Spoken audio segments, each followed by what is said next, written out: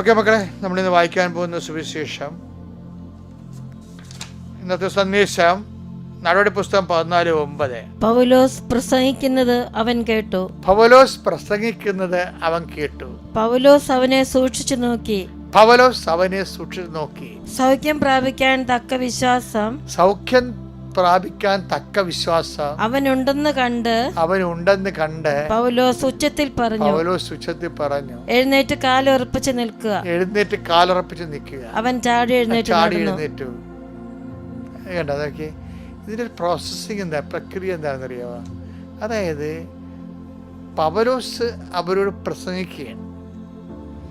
പ്രസംഗിച്ചുകൊണ്ടിരിക്കുന്ന സമയത്ത് പൗലോസിൻ്റെ ആന്തരിക ബോധ്യമുണ്ട്. പൗലോസ് തന്നെ നേരത്തെ പറഞ്ഞിട്ടുണ്ട്, എൻ്റെ പ്രസംഗം അത്രയും മെച്ചമൊന്നുമല്ല,